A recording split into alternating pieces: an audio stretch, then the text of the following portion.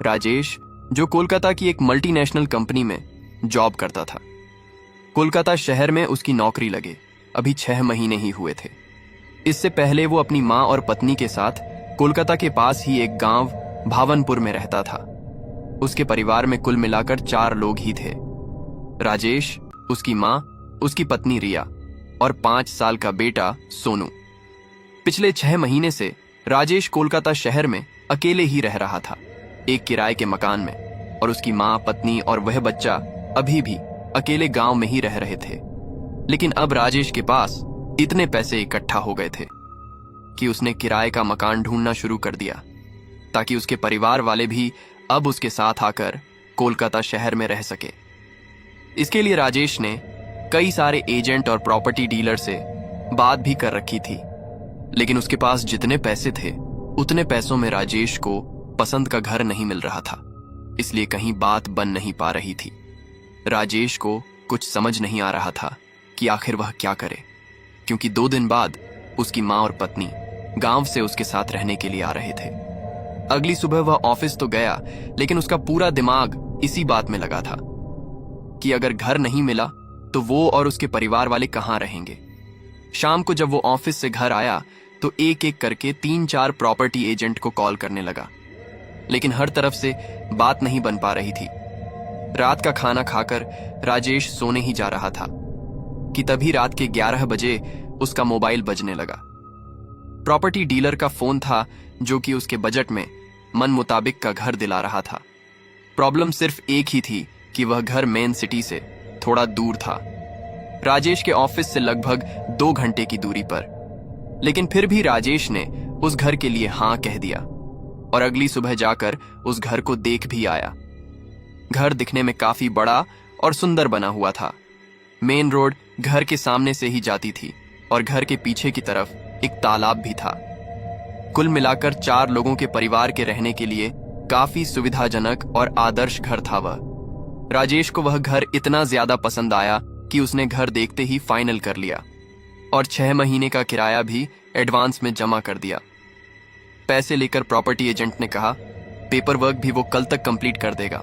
देखने में तो सब कुछ ठीक ठाक ही लग रहा था, और जितनी उस घर की कीमत होनी चाहिए उससे तो लगभग आधे दाम में ही राजेश को यह घर किराए पर मिल रहा था। राजेश ऑफिस से आने के बाद जहां रहता था वहां से अपना सामान लेकर उसी घर में आ गया और फिर उस रात वो वहीं सो गया। थके होने की वजह से राजेश को जल्दी ही नींद आ गई, लेकिन आधी रात को उसे ऐसा लगा कि कोई उसका नाम लेकर पुकार रहा है। राजेश काफी गहरी नींद में था, लेकिन फिर भी 2 बार उसने नाम की दूर से आती हुई गूंजती हुई आवाज सुनी। राजेश को ऐसा लगा कि उसकी माँ उसे नाम लेकर पुकार रही है, लेकिन फिर तीसरी बार राजेश को कोई आवाज सुनाई नहीं दी, इसलिए उसे लगा कि उसे शायद कोई भ्रम हुआ होगा। माँ तो कल आने वाली है और मुझे आज रात से ही उसकी आवाज सुनाई दे रही है। लगता है मुझे माँ और रिया की कुछ ज्यादा ही याद आ रही है, राजेश खुद से बड़बड़ाते हुए बोला। और फिर उसे थोड़ी प्यास भी लग रही थी और उसके कमरे में पानी भी नहीं था। पानी पीने के लिए राजेश अपने कमरे से निकालकर किचन तक आया और वहां पानी ढूंढने लगा। तभी उसे याद आया कि वह तो नए घर में है और यहां अभी पानी कहां से होगा। इसलिए राजेश हाल में गया और अपने सामान के साथ पानी की जो बोतल खरीद कर लाया था वह ढूंढने लगा। तभी उसे बोतल मिल गई और वह खड़े खड़े ही पानी पीने लगा। शायद उसे बहुत ज्यादा प्यास लगी थी, इसलिए एक ही सांस में आधी बोतल से भी ज्यादा पानी पी गया। पानी पीकर बोतल का ढक्कन बंद करते हुए राजेश जैसे ही पीछे मुड़ा, उसने देखा कि एक बहुत भयानक शक्ल की औरत उसके सामने खड़ी हुई है। उस औरत के काले बिखरे हवा में लहराते हुए बाल और पूरी तरह से सफेद आंखें और भयानक काला चेहरा था, जिसे देखकर राजेश के पूरे होश ही उड़ डेज गए और उसे समझ में नहीं आया कि उसने अभी अभी क्या देखा है। डर के मारे उसने अपनी आंखें पूरी तरह से बंद कर ली और मन ही मन भगवान को याद करने लगा। कुछ देर बाद जब उसका डर थोड़ा कम हुआ तो उसने अपनी आंखें खोल ली और चारों तरफ देखा तो उसे वहां पर अपने अलावा कोई भी नहीं दिखाई दिया। उसने सब तरफ नजर घुमाई और देखने की कोशिश की, लेकिन फिर भी उसे कोई नजर नहीं आया। राजेश को लगा कि शायद वो सब उसका भ्रम होगा। ऐसे कैसे हो सकता है कि अभी वहां पर उसने किसी को देखा और अब तो यहां पर कोई नहीं है। खुद को इस तरह समझाकर राजेश दोबारा सोने चला गया और फिर अगली सुबह उठकर ऑफिस जाने से पहले राजेश रेलवे स्टेशन गया अपनी मां, पत्नी और बच्चे को लेने। उन सभी को स्टेशन पर देखकर राजेश बहुत ज्यादा खुश हुआ और फिर उन सभी को लेकर अपने नए घर में आ गया और उन्हें उस घर में छोड़कर अपने ऑफिस चला गया। मां और रिया साथ मिलकर घर की साफ सफाई करने लगे और थोड़ा बहुत जो सामान था उसे सेट करने लगे। फिर शाम को राजेश बाहर से ही सबके लिए खाना लेकर घर आया और सबने साथ बैठकर रात का खाना खाया और फिर सोने चले गए। सोने के बाद आधी रात को आज रात भी राजेश को अपने नाम की पुकार सुनाई दी, ठीक वैसे ही कल रात की तरह ही 2 बार, लेकिन आज उसकी मां की नहीं बल्कि उसकी पत्नी रिया की आवाज में। राजेश ने अपने बगल में देखा तो रिया और सोनू दोनों ही वहां पर नहीं थे, इसलिए उसे लगा कि रिया ही उसे आवाज देकर बाहर बुला रही है और वो आवाज सुनकर कमरे से बाहर चला गया। लेकिन रिया उसे वहां भी नहीं दिखाई दी और साथ ही घर का दरवाजा भी खुला हुआ दिखाई दिया। यह सब देखकर उसे कल रात वाली बात याद आई, क्योंकि उसके नाम की आवाज तो आज भी उसे 2 बार ही सुनाई दी, उसके बाद नहीं।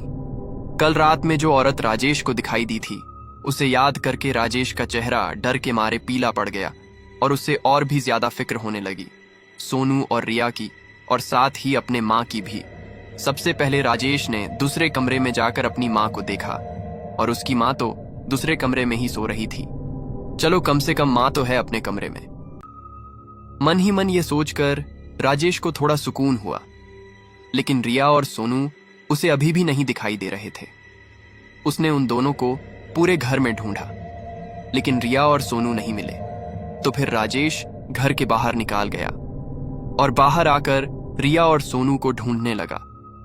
उन दोनों को ढूंढते हुए राजेश घर के पीछे वाले हिस्से में आ गया जहां पर वो तालाब था। तभी उसे रिया तालाब की तरफ जाती हुई दिखाई दी। राजेश ने आवाज देकर रिया को रोकना चाहा, लेकिन रिया ने शायद राजेश की आवाज नहीं सुनी और वो वैसे ही चलती हुई तालाब की तरफ बढ़ती रही। तभी एकदम से राजेश की नजर सोनू पर पड़ी, जो कि पहले से ही तालाब के एकदम किनारे पर खड़ा था और मुस्कुराकर सामने की तरफ देख रहा था और शायद रिया भी सोनू की तरफ ही बढ़ रही थी। राजेश को कुछ समझ नहीं आ रहा था कि यह सब क्या हो रहा है। उसकी पत्नी और इतना छोटा बच्चा घर से निकालकर यहां तालाब तक कैसे पहुंचे, लेकिन फिर भी सोनू को बचाने के लिए दौड़कर तालाब के पास पहुंचा और तालाब में गिरने से पहले ही राजेश ने सोनू का हाथ पकड़ लिया और उसे अपनी तरफ खींचा और गोद में उठा लिया। तब तक रिया भी वहां तक पहुंच गई और घबराते हुए बोली, मुझे ऐसा लगा कि सोनू मुझे बुला रहा है। उसकी आवाज का पीछा करते हुए ही मैं यहां तक आई। वो दोनों सोनू से पूछने लगे कि वो यहां पर क्या कर रहा है।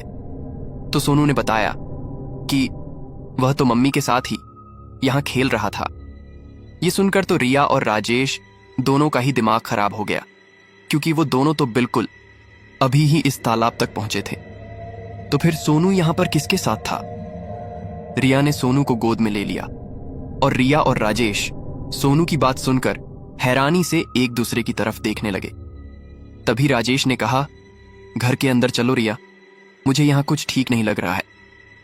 इतना बोलकर राजेश जैसे ही रिया का हाथ पकड़कर तालाब के किनारे से घर की तरफ मुड़ा, वैसे ही उसने कल वाली ही उस भयानक औरत को फिर से अपने सामने खड़ा हुआ देखा। वो औरत शायद रिया को भी दिखाई दी और उसे देखते ही रिया डर के मारे जोर से चीखने लगी और दहशत की वजह से राजेश भी घबराकर पीछे हटने लगा। तभी उसका बैलेंस बिगड़ा और वो तालाब में गिर गया। रिया यह सब देखकर और जोर से चीखने लगी। उसकी आवाज सुनकर उसकी सांस की नींद खुल गई और अपनी बहू की आवाज सुनकर उसकी तरफ भागी। तब तक रिया राजेश का हाथ पकड़कर उसे तालाब से बाहर निकालने की कोशिश करने लगी, लेकिन राजेश चाहकर भी तालाब से बाहर नहीं आ पा रहा था। उसे ऐसा लग रहा था कि जैसे पानी के नीचे से कोई उसे अपनी तरफ खींच रहा है और वो तालाब के अंदर चला जाएगा। तब तक राजेश की मां भी तालाब तक आ गई और उन्होंने देखा कि रिया एक हाथ से सोनू को पकड़े हुए थी और दूसरे हाथ से सोनू को तालाब से बाहर निकालने की कोशिश कर रही थी। उन्होंने जल्दी से आगे बढ़कर सोनू को अपनी गोद में ले लिया और फिर वो दोनों मिलकर राजेश को तालाब से बाहर निकालने की कोशिश करने लगे। तभी उस औरत की आत्मा तालाब के ऊपर हवा में तैरते हुए उन तीनों के सामने आ गई और बोली, ये घर मेरा है और तालाब भी मेरा है, चले जाओ यहां से, नहीं तो मैं किसी को भी जिंदा नहीं छोड़ूंगी, किसी को भी नहीं। इतना कहकर वो आत्मा हवा में ही गायब हो गई और आखिरकार रिया और मां ने मिलकर राजेश को भी ऊपर घसीट लिया और फिर वो दोनों जल्दी से भागकर घर के अंदर आ गए और उन्होंने सारे दरवाजे खिड़कियां अच्छे से बंद कर लिए और अगले दिन ही उन लोगों ने वो घर छोड़ दिया। दोस्तों, मेरा नाम रमेश है और मैं गाजियाबाद का रहने वाला हूं और आज मैं आपको एक ऐसी घटना सुनाने जा रहा हूं जिसे सुनकर आपको यकीन ही नहीं होगा। ये बात कई साल पहले की है। वो जून महीने का तीसरा रविवार था। शाम होने ही वाला था। मैं पेट्रोल लेकर अपनी खटारा लूना से घर लौट रहा था और पेट्रोल पंप मेरे घर से करीब 12 किलोमीटर दूर था। बीच में छोटे छोटे 2 गांव थे, एक नाला और सड़क के दोनों ओर घना जंगल फैला हुआ था। वो नाला, जिसे स्थानीय लोग खलपड़ी नाला कहते थे, वो नीचे गहराई में था और उसके दोनों किनारों पर लंबे घुमावदार घाट थे। मैं पुल के पास पहुंचते ही चौंक गया। एक सुंदर जवान औरत पुल के ऊपर खड़ी थी। उसके पास साग भाजी वाली बड़ी सी टोकरी रखी थी। मेरे चौंकने का सबब था उसका पहनावा। वो हल्की नीली रंगत वाली साड़ी पहनी हुई थी और उसके बदन पर झुमके, नथ, सोने का मंगलसूत्र, चांदी का कमरबंद और पाजेब जैसे गहने थे। वो अपने पहनावे की वजह से सब्जी बेचने वाली नहीं लग रही थी और उसके करीब पहुंचते पहुंचते मेरी लूना अचानक बंद हो गई। फिर वो धीरे से हंसी। उसकी हंसी से मेरा तन बदन रोमांचित हो उठा। मैं उससे कुछ आगे बढ़ा और फिर लूना को स्टार्ट करने लगा, लेकिन मुझे अपनी पीठ पर उसकी निगाहें चुभती हुई सी प्रतीत हो रही थी। तो उस औरत ने मुझसे पूछा, कहाँ जाओगे बाबू? वो मुझसे 5 या 7 फुट दूर थी, लेकिन मुझे उसकी आवाज बहुत दूर से आती हुई महसूस हुई। तो मैंने कहा, मैं अपने घर जा रहा हूं। तो उस औरत ने कहा, अच्छा बाबूजी, मुझे भी आगे जाना है, लेकिन वहां जाने वाली सभी बसें पहले ही निकल चुकी हैं। अगर बुरा ना मानो तो मुझे भी अपने साथ ले चलो। ये सुनकर मैं हंसा और फिर बोला, अरे ये लूना, मुंह अकेले को ही नहीं खींच पाती, तब 2 को कैसे ढोएगी? ऊपर से इतनी बड़ी टोकरी है। तो उस औरत ने कहा, अरे बाबू, कोशिश करोगे तो बात बन जाएगी। उसने ऐसे ढंग से कहा कि मैं सोच में पड़ गया। तो मैंने उससे पूछा, अच्छा कौन से गांव में रहती हो? तो उसने कहा, अरे मेरा घर यही है, इधर देखो। उसने हाथ से दाईं ओर इशारा किया। पुल से करीब 100 फीट दूर नीचे नाले में एक पक्का मकान था। उसकी नीचे वाली सीढ़ी नाले के पानी को छू रही थी। मुझे याद आया कि पिछले रविवार को ये मकान यहां पर नहीं था, तो 5-6 दिनों में इतने बड़े मकान का बन जाना, वो भी इतने वीरान जगह पर, कैसे संभव है? तो वो औरत मेरे करीब आते हुए बोली, बाबूजी क्या सोचने लगे? मैं उससे कुछ कहता उससे पहले ही वो बुरी तरह से चीख पड़ी। मैंने तुरंत पलट कर देखा तो वह गुस्से भरी नजरों से लूना को घूर रही थी, साथ ही अपने दाएं हाथ को मुंह से फूंक मार रही थी, मानो किसी गर्म चीज से जल गई हो।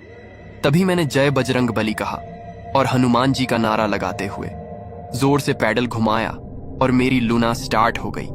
तभी वो औरत कुछ और पीछे हट गई। तो मैंने उससे पूछा, अरे क्या हुआ? तो वो औरत मुझे विचित्र नजरों से देखते हुए बोली, अरे तुम्हारी गाड़ी में कांटे लगे हैं, मैं नहीं बैठ सकती, तुम जाओ।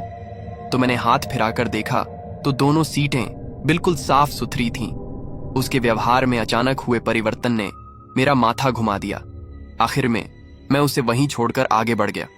कुछ आगे बढ़ते ही मानो मुझे होश आया, साथ ही कुछ भय भी लगा। हे भगवान, वो औरत कौन थी? नाले में इतनी जल्दी इतना बड़ा मकान कैसे बन गया? और सबसे बड़ा सवाल यह था कि वो औरत आखिर मुझसे चाहती क्या थी? फिर मैंने अपने मन को समझाते हुए कहा, अरे होगी कोई, मुझे क्या। लेकिन हाँ, अगर यह घटना रात के समय घटित हुई होती तब पहला विचार यही आता कि वो औरत कोई प्रेतनी, भूतनी या चुड़ैल तो नहीं। दिन का समय होने से मुझे ऐसा कोई ख्याल नहीं आया। फिर मैं जल्दी से घर पहुंचा। मेरे मकान के ठीक सामने हनुमान जी का छोटा सा चौखुटा मंदिर था। मैं वहां सुबह शाम दीपक जला देता और दूसरे तीसरे मंगलवार को चोला चढ़ा देता। आदत के अनुसार मैंने हनुमान जी को प्रणाम किया और मेरे घर में प्रवेश करने से पहले वो औरत मुझे दोबारा दिखाई दी। इस बार वह सामान से लदे एक ट्रक के ऊपर टोकरी लिए बैठी हुई थी और जैसे ही उससे मेरी नजरें मिली, वो धीरे से मुस्कुरा दी। मेरे पूरे शरीर में सनसनी सी दौड़ गई। उसकी वो मुस्कान बेसुध कर देने वाली थी। उस औरत से मेरी तीसरी मुलाकात उसी रोज बाजार में हुई। वो बाजार के बीचों बीच तेंदू वृक्ष के नीचे सब्जी भाजी की दुकान सजाकर बैठी थी। उसकी दुकान काफी बड़ी थी, जो कि तरह तरह की सब्जियों से सजी हुई थी, लेकिन उन सब्जियों का एक टोकरी में सामाना किसी भी तरह से संभव नहीं था। तो मैंने मन में सोचा, शायद उसने अधिकतर सामान दूसरे दुकानदारों या गांव वालों से खरीदा होगा, क्योंकि बहुत से व्यापारी बोझ ढोने की जहमत ना उठाकर गांव वालों से कम कीमत में साग भाजियां खरीदकर मुनाफा लेकर बेचने का काम करते हैं। ये औरत भी ऐसा ही करती होगी। इसके बाद उस औरत ने मुझे पहचान लिया। उसने मुस्कुराकर मेरा अभिवादन किया और अपना सिर झुकाकर मुझे अपने पास बुलाने का इशारा किया। यदि मैं ये कहूं कि मैं तब भी उस अज्ञात स्त्री के नैनों के प्रहार से घायल नहीं हुआ था, तो ये सरासर झूठ होगा। मैं यह भी अनुभव कर रहा था कि कोई अज्ञात शक्ति मुझे उसके करीब जाने से रोक रही थी। अभी मैं इसी सोच में था कि जरूरत की सब्जी भाजी इससे खरीदूं या नहीं, तभी अचानक जोरों का शोर उठा। यहां वहां सब्जी भाजियों में मुंह मारने वाले दो बैल अचानक सींग लड़कर एक दूसरे से जोर आजमाई से करने लगे। क्या ग्राहक, क्या दुकानदार, सभी उनके रास्ते से हट गए। जिनके पास छाते या छड़ियां थीं, वे उन बैलों को रोकने और भगाने लगे, लेकिन मेरा ध्यान उस सब्जी वाली की तरफ गया तो वो बिल्कुल शांत भाव से अपनी जगह पर बैठी हुई थी। उसने स्वयं को या अपने सामान को बचाने का कोई भी प्रयास नहीं किया। और जैसे ही दोनों बैल दौड़ते हुए उसके दुकान के पास पहुंचे तो उन्होंने हांफने लगे और कुछ ही देर में शांत होकर इधर उधर हो गए। लोगों ने चैन की सांस ली। मैं ये देखकर आश्चर्यचकित था कि उस मनमोहनी औरत की दुकान पर एक भी ग्राहक नहीं ठहर रहा था, यहां तक कि देखने के लिए भी नहीं, जबकि उसके आजू बाजू की दुकानों में ग्राहकों की भीड़ लगी थी। क्या उसकी दुकान अदृश्य है, जो मेरे अलावा किसी को दिखाई नहीं दे रही है? लेकिन ऐसा कैसे हो सकता है? मैं उसकी दुकान पर जाता, उससे पहले ही मुझे किसी ने पुकारा। मैंने देखा कि एक साधु बाबा मेरे पीठ पीछे खड़े थे। उनकी घनी मूछें थीं, सिर पर जटा झूठ और मस्तक पर वैष्णव तिलक सजी थी, और उनके कंधे पर रामनामी दुपट्टा था। दाएं हाथ में कमंडल और बाएं हाथ में एक मोटी सी छड़ी थी। मैंने उन्हें प्रणाम किया तो उन्होंने कहा, बच्चा तेरा कल्याण हो, राम जी तेरी रक्षा करे, तेरे बाल बच्चों की रक्षा करें। फिर उन बाबा ने कहा, बेटा मुझे आम दिला दो, बहुत दिनों से आम खाने की इच्छा है। साधु बाबा की बातों में ऐसा कुछ था कि मेरे मन में उस रहस्यमयी औरत का ख्याल जाता रहा। तो मैंने कहा, ठीक है बाबा जी आइए। मैं उन्हें मना नहीं कर सका। फलों की दुकानें मेन रोड के किनारे लगती थीं। मैं उधर चल पड़ा। मैंने 1 किलो आम तुलवाए और बाबा जी को दिया। फिर उन्होंने एक आम मुझे दिया और कहा, लो बच्चा, ये प्रसाद खाओ। मैंने उसे माथे लगाकर थैले में रख लिया। साधु बाबा आम लेकर और आशीर्वाद देकर चले गए। इसके बाद मैंने खरीदारी शुरू की। तभी मुझे उस रहस्यमयी औरत का ख्याल आया। तब मैं तेंदू वृक्ष के पास गया जहां उसकी दुकान थी। इस बार मुझे ना तो वो औरत दिखी और ना ही उसकी दुकान। 10-12 मिनटों में उसका सारा सामान बिक गया और वो चली भी गई। ये मेरे लिए हैरानी की बात थी। जब मैं घर आया तो मैंने अपनी बीवी को बाबा जी के बारे में बताया, लेकिन उस रहस्यमयी औरत की बात छिपा गया। तो वो बोली, आपने उन्हें आम देकर बहुत सही किया। फिर शाम हुई, तब मैं दीपक जलाने मंदिर में गया। हनुमान जी के सामने एक पका हुआ कलमी आम रखा था, तो मुझे लगा शायद कोई भक्त छोड़ गया होगा। मैंने उस दिन आम का प्रसाद बांटा और स्वयं भी खाया। इसके बाद पूरा सप्ताह निकल गया। कोई अजीब घटना नहीं हुई। फिर एक दिन रविवार को पेट्रोल लेने के लिए जाते समय जब मैं नाले के पुल से गुजरा, तब मुझे उस अज्ञात रहस्यमयी औरत की याद आई। वो औरत मुझे कहीं नहीं दिखी, लेकिन वो मुझे वापसी में दिखी। वो मकान के दरवाजे के बाहर थी।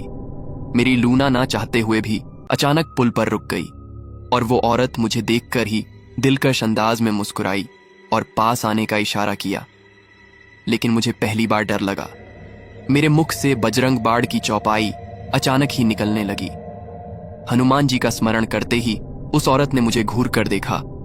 तभी मेरी गाड़ी स्टार्ट हुई और मैंने घर पर पहुंचकर ही दम लिया।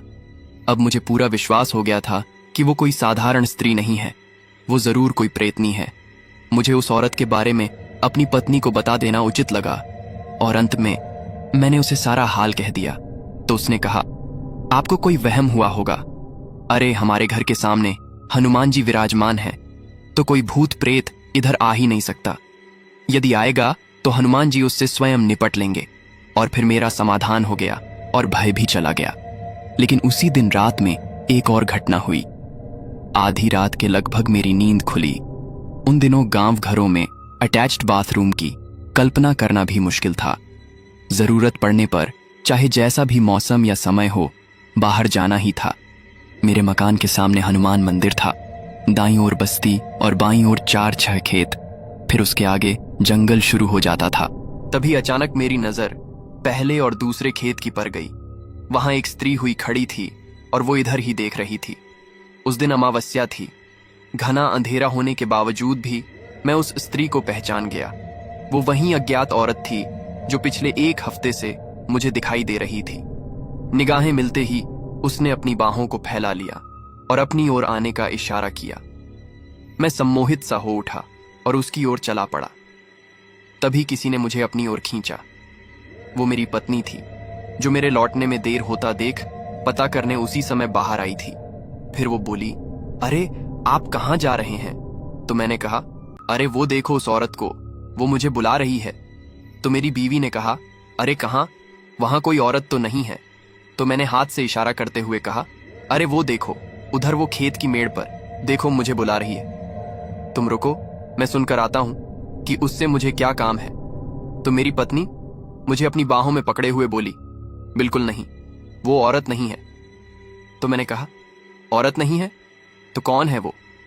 तो वो बोली, अरे अंदर चलिए, बताती हूं। और वो मुझे खींचकर घर के अंदर ले गई। कुछ देर के बाद मैं अपने आप शांत हो गया, क्योंकि मेरे पीछे एक प्रेतनी लगी है। नींद उड़ा देने के लिए इतना ही पर्याप्त था। बाकी की रात हमने आंखों में बिताई। सुबह दीपक जलाने के बाद हनुमान जी को अपना सारा हाल बताया कि किस प्रकार से एक अज्ञात स्त्री, पता नहीं वो जीवित है या प्रेत आत्मा है, मुझे परेशान कर रही है। और अब मैं आपकी शरण में हूं। जय जय जय हनुमान गोसाई, कृपा करो गुरुदेव की नाई। हनुमान जी से सारा हाल कह देने पर मेरा जी हल्का हो गया। और मंगलवार को शुक्ल पक्ष की द्वितीय तिथि थी और उस दिन मैंने हनुमान जी को चोला चढ़ाया, रोट का भोग लगाया। इसके बाद प्रेत बाधा से रक्षा हेतु संकल्प करके मैंने हनुमान चालीसा और बजरंग बाण का पाठ किया। हनुमान जी की ऐसी कृपा हुई कि मुझे ना तो वो औरत दोबारा दिखी और ना ही मुझे उसका मकान ही दिखा। और ये घटना केवल सपने की तरह ही मुझे याद रह गया।